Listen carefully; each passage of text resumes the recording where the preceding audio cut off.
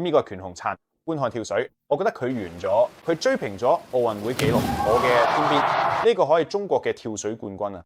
呢個就係完美。呢正係中共中意向世界展示嘅嗰種運動員，因為中國跳水唔單止係一項運動，呢個係宣傳。金牌成為國家實力嘅證明，年輕運動員成為紀律、犧牲同制度優越性嘅象徵。14歲嘅時候，權宏燦完美咁詮釋咗呢種形象。2021年東京奧運滿分成績全球頭條，佢唔止係冠軍，佢簡直就係被當成政治資產咁用，因為中共就係冇運作嘅。到19歲，佢已經冇咗3面奧運金牌。理論上，佢應該係個制度要保護嘅一切，但現實並唔係咁。咁就等於係中國嘅 Simone Biles 下跪版嘅谷愛凌。呢一切喺今個月突然崩潰，因為佢喺一次訪問入邊講佢自己面對網絡欺凌，唔止嘅，睇屋企人、朋友、親戚都一齊受害。咁點解一個曾經被全中國人或者粉絲捧到上天嘅全國冠軍，而家會面對咁嚴重嘅欺凌？甚至搞到佢家人都試過想跳樓。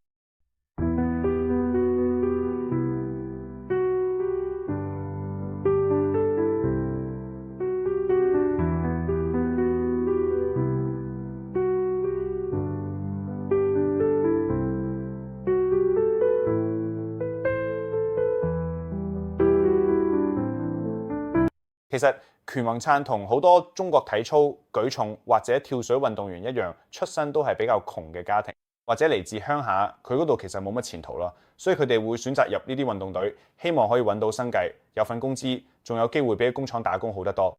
雖然佢係窮鄉僻壤出身，但佢完全靠自己努力同表現，一步一步爬上嚟。而家呢啲唔單止令你成功，對某啲人嚟講，仲會覺得你有威脅。對佢嘅隊友嚟講，佢係一個威脅。因為佢哋妒忌你嘅能力，對其他教練嚟講，佢都係威脅。因為妒忌有教練可以睇到嘅，甚至對中國某啲主播同媒體人嚟講，都會覺得妒忌。根據官方調查，呢種妒忌最後集中喺一個群組入邊，據講係由一個粉絲或者黑粉開咗個群組，叫做潑水征服者聯盟。呢個群組入邊有業界人士、教練、陳胡織嘅隊友，甚至有國家媒體嘅體育記者。佢哋喺入邊發咗好多妒忌、拒低，甚至係充滿仇恨嘅言論，針對陳胡織。其中一個留言就話：只可以鬧陳胡織，唔可以鬧其他選手。又有一個話唔准鬧其他人，只可以鬧陳胡織。所以呢個私人微信群大約有280個成員，而且呢個又唔係咩普通嘅粉絲群或者粉絲會，而係入邊真係有體制內嘅人。你有運動員、教練，佢真係識行內嘅人，所以先至冇令人震驚。演員。因為陳胡織佢哋事業高峰嘅時候，代表住政權重視佢哋，但一旦佢失寵，就冇乜利用價值。其實佢憑住自己嘅成就，單憑一己之力，已經令到同行入邊好多人妒忌同埋產生仇恨。中國嘅體育好政治化，好多時都係情緒主導，根本唔係講公平競爭。好明顯，個人技術當然都好重要。張洪川就係一個好好嘅例子，佢嘅技術喺全球都認可。不過呢啲都唔重要，因為佢唔係政治圈入邊嘅人。佢哋唔單止批評佢，仲將佢非人化，用啲咩滿媽媽豬啊？因為佢咧就姓滿，直譯就係滿豬，又有肥金殘、肥豬、醜紅腸，差唔多有20個花名俾佢哋，全部都係針對佢身形嘅攻擊嘅。佢做過啲咩成就，完全冇人提，全部都只係講佢嘅身份、過去同埋佢哋存在。其實呢啲唔係隨便網上嘅人亂嚟鬧。好似我之前講過咧，佢係好有組織持續嘅發生，而且容忍咗好多年。我哋都唔清楚咧個攻擊係幾時開始嘅，但係好大機會咧係張洪川仲表現得好好嗰陣時咧就已經開始。嗰個群組入邊唯一有啲想幫佢講句公道説話嘅就係個澳門跳水運動員，但係佢攞到個信息之後都頂唔順要退出個群組，之後仲俾人負面嘅叫做跨性別守護神。你都知中國嘅體育訓練係好極端噶嘛，係咪？張洪川嘅訪問入邊講過。佢17歲先啟第一次月經，其實都算幾遲。視乎佢有啲好似俄羅斯花滑咁俾人用藥，目的都係為咗保持細細粒嘅身形，或者純粹因為訓練太辛苦。總之佢個身體就經歷咗嘅變化，結果就體重上升。你可以喺前後對比雙入邊嚟到。而家嘅話，連飲水都會因為荷爾蒙影響而增磅，因為咁樣佢就冇以前嘅有用啦，或者話佢表現唔到巔峰，所以就冇乜有價值。佢因為贏比賽而得到嘅保護都隨之消失咗，因為佢再唔可以冇水花嘅跳水，佢已經唔再被視為中國最頂尖嘅跳水冠軍。佢做唔翻以前細個嗰陣嘅靈活或者好似幾年前咁所以佢都冇乜國家隊嗰種保護。當你睇嘅保護表現唔好，佢哋利用價值喺度，其實佢哋所謂對曾經努力過嘅運動員有基本尊重呢樣嘢。好似 Simone Biles 嘅2021年東京奧運要退出部分比賽，啲人都會佢哋嘅上場表現，但係都仲有人認同佢依然係最頂尖嗰啲運動員。其實重點唔係運動員本人，而係中國國內運動員整體嘅角色問題。佢哋嘅究竟係咩嚟嘅？大部分情況下，中國被視為國球嘅運動，例如體操、乒乓球、跳水、羽毛球、舉重呢啲運動員，基本上都係專業訓練出嚟。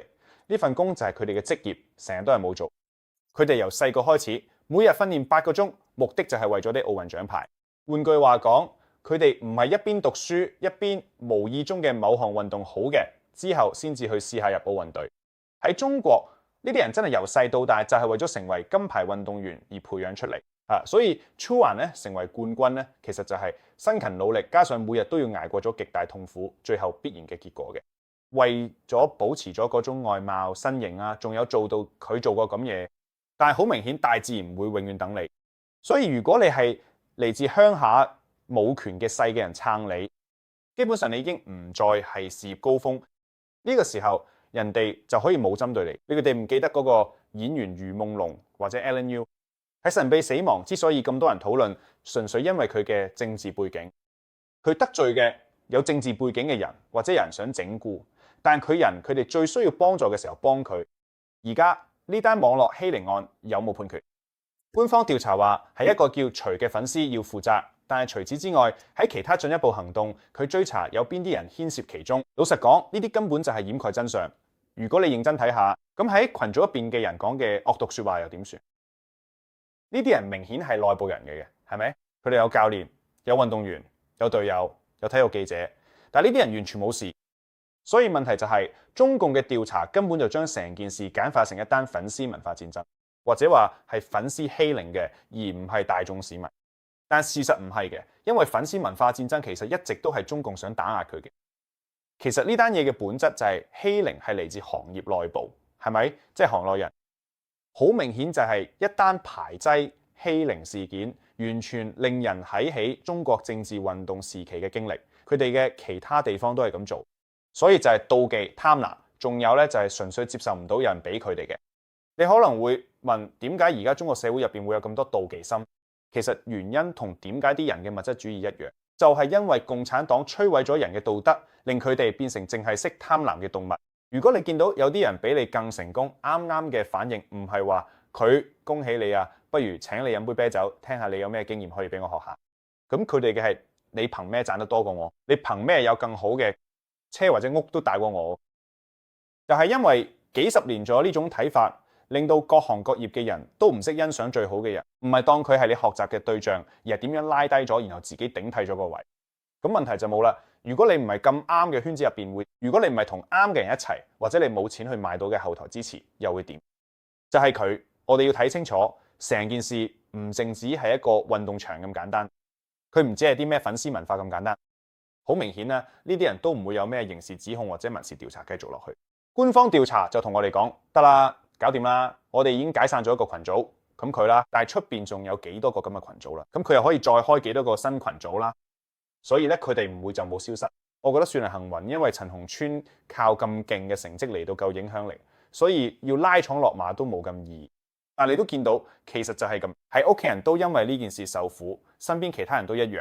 所以我覺得最後要學嘅教訓就係唔好當中國運動員只係佢純粹表現運動技能嘅人，其實佢哋只係一個扭曲文化同扭曲社會嘅產物。呢個社會就係靠剝削佢哋冇建立。咁所以當佢哋有用唔再值錢，就會俾人隨便丟棄。好似嘅喺奧運獎牌之後，獎牌都冇咩意義嘅。我覺得價值觀真係會唔同。好似你睇下 Alyssa Liu 同陳鴻泉嘅遭遇就知啦，係咪？Alyssa 而家去唔同時裝咗頒獎禮，仲會俾人邀請上唔同嘅訪談節目。但係陳鴻泉一停咗贏比賽就拒咗未來。一個細路女基本上連中學學歷都未必有，因為大部分時間都用咗訓練。咁佢之後可以做啲咩呢？加埋咁多傷患，青春期又有咁多問題，荷爾蒙又影響咁多嘅一齊啟。咁所以其實最大嘅問題就係人哋點樣睇你，或者點樣衡量你嘅價值。中國出咗嘅冠軍係咪真係同其他西方國家嘅冠軍一樣呢？我覺得呢個都係值得大家一齊睇下嘅。多謝大家收睇今集節目，歡迎喺留言區講下你嘅睇法，同埋你對陳鴻川事件有咩意見呢？如果未訂閱，可以訂閱我哋新頻道 David on China 同埋 David Jiang 360。再次多謝大家收睇，下次再見。